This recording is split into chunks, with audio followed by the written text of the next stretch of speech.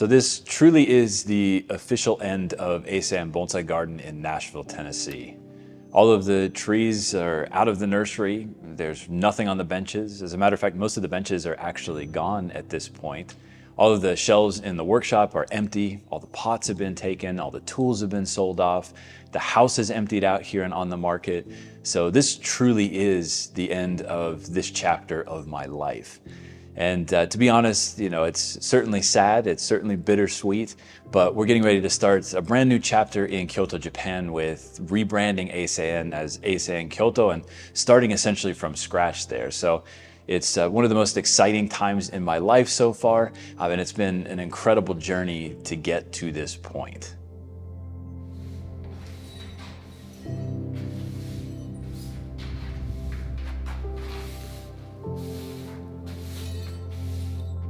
Over the last few weeks here in Nashville, we've had our final round of intensive repotting classes. So it's been a pleasure getting to work with all of our students here one last time in the United States.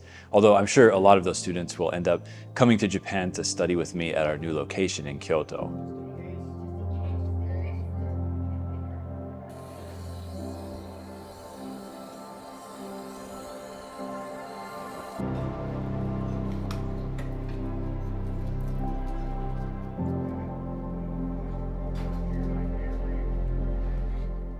It's definitely been a difficult few weeks here in the States. I've been here by myself the entire time while my wife and my daughter have actually been back in China visiting family.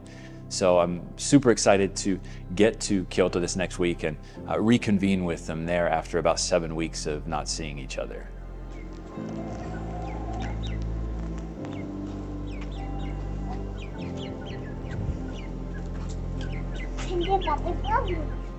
It's also been a lot of fun in the last few weeks here working on the final bonsai here at Eisei-en Nashville. I managed to work on a few more native Yamadori here, filming for Bonsai U for our online platform, and just the experience of getting to wire some of these final trees here in the United States was a true pleasure and again kind of a bittersweet feeling.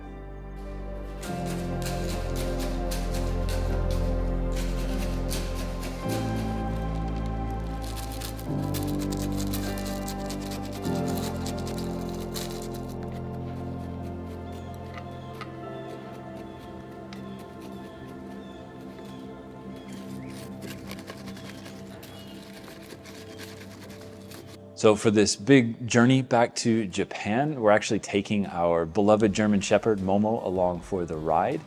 So in order to get her to Japan, it's been a really long and kind of arduous process dealing with the government of Japan and the government of the United States to get all the paperwork taken care of.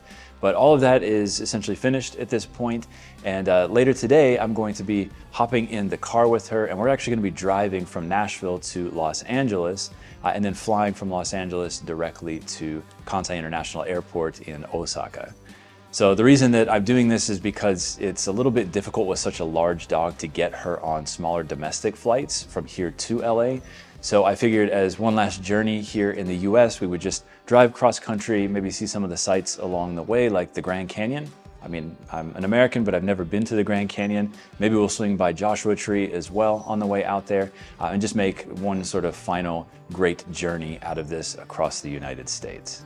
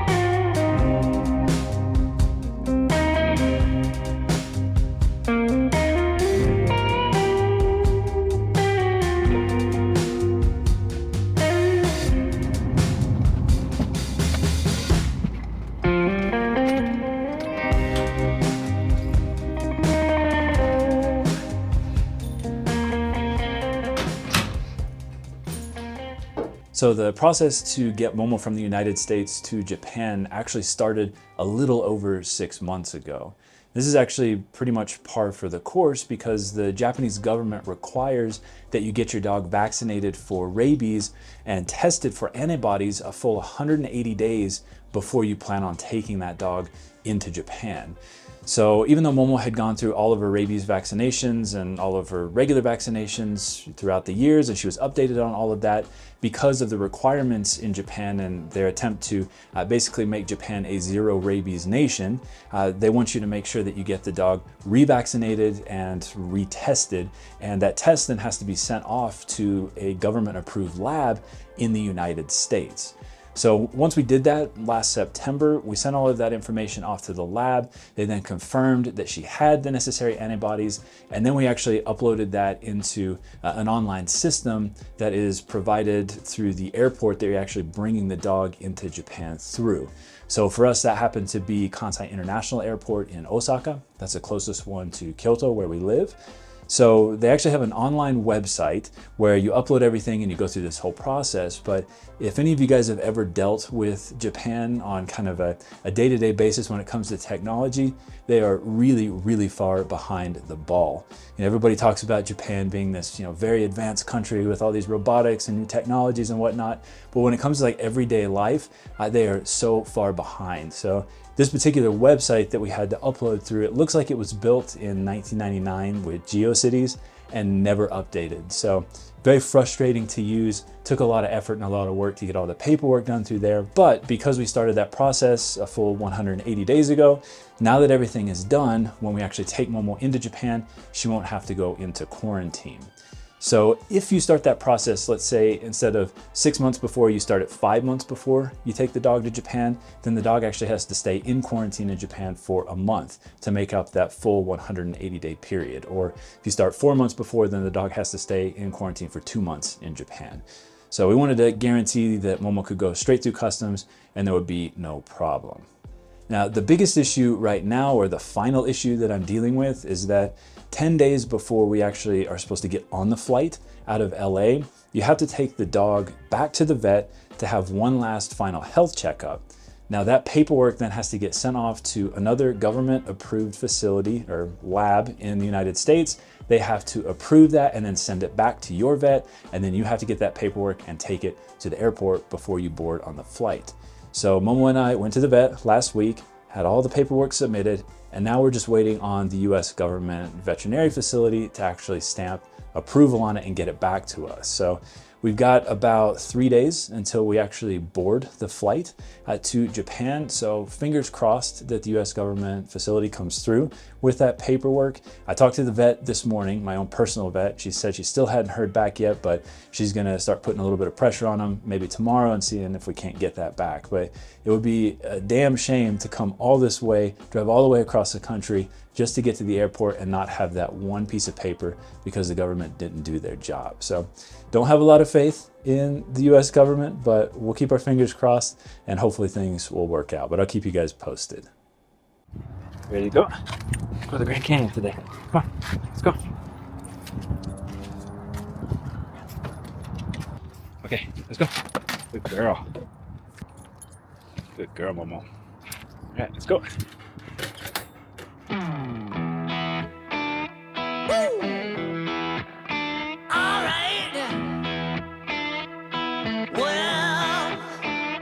I've been down so long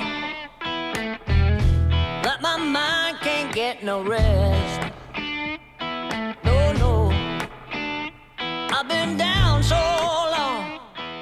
So one question that I keep getting asked over and over again ever since we made the announcement that we were moving back to Japan is, what am I going to miss the most about living in the United States? I've thought a lot about it, but I think hands down, the thing I'm going to miss the absolute most is going to be working with our native Yamadori here. So the trees that are collected out of the mountains, most of which are collected on the western half of the United States in the Rockies, for example. So it's incredible to be here in the Grand Canyon and actually see some of those native species that I've been working with for the past few years at Eisei-en in Nashville, like the pinyon pines, for example, and the Utah junipers that are here. It's really just incredible to see them in their natural environment to see how big and powerful and old they actually are. So kind of a nice final send-off before we head back to Japan.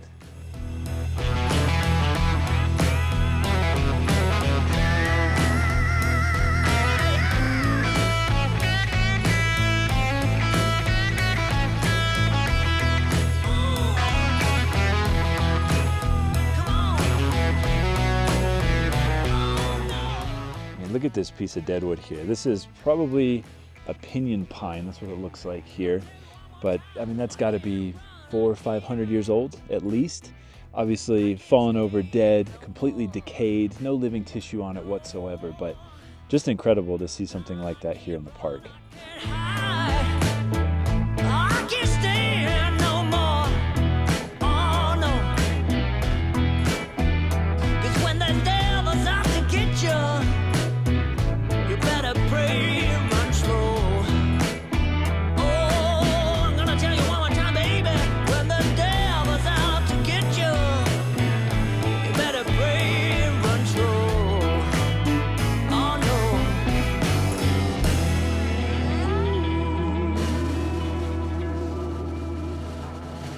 I mean, check this thing out behind me here. This is a massive old Utah juniper, probably 400 or 500 years old, maybe even more than that. Just an insane tree with branches that have been beat down by the snow and have broken and have started to die back and turning into, you know, jin and shari. Just this natural look on this tree is absolutely incredible. So this is a species that I never really worked that much with at Eisei-en. They're notoriously difficult to collect. But I did work a lot with one-seed junipers, which I'm sure you guys are familiar with. Those are very, very similar to the Utahs. They actually kind of cross-hybridize with them in some locations. But apparently here in the park, all of the junipers that you're gonna see here are in fact going to be Utah junipers.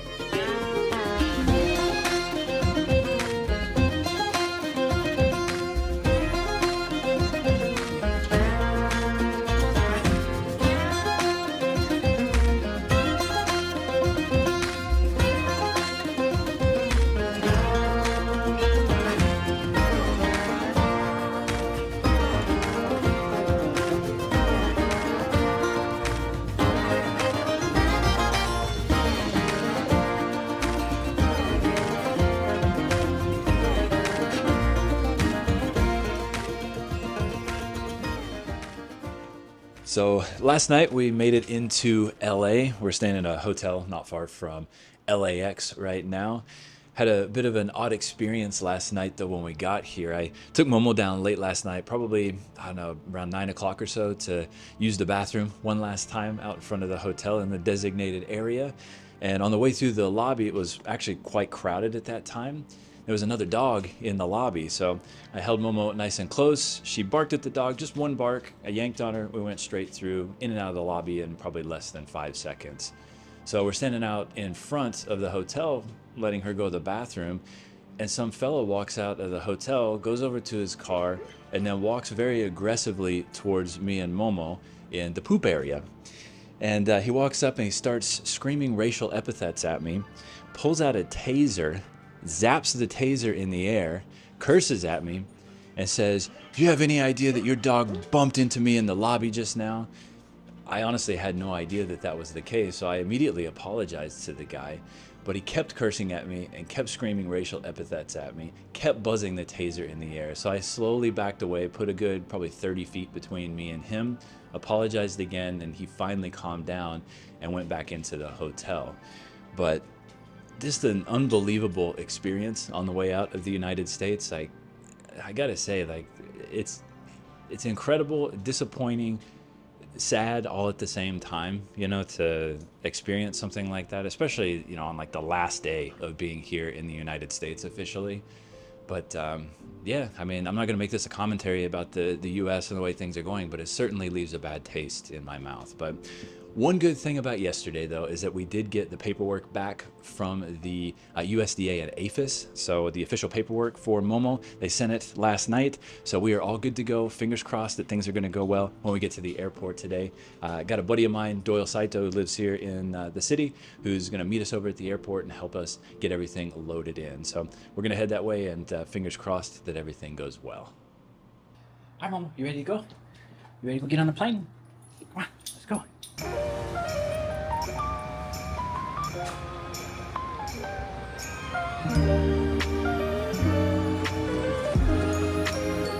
Alright, we'll see you in Japan. We'll see you in Japan. Thanks for all your help, Doyle.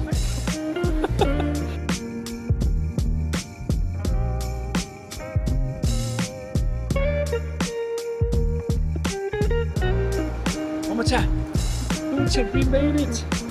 We made it to Japan. Good girl. Good job. Good girl, Momo. Did you have a good flight? Hey, come here. Good job, Momo. Good job.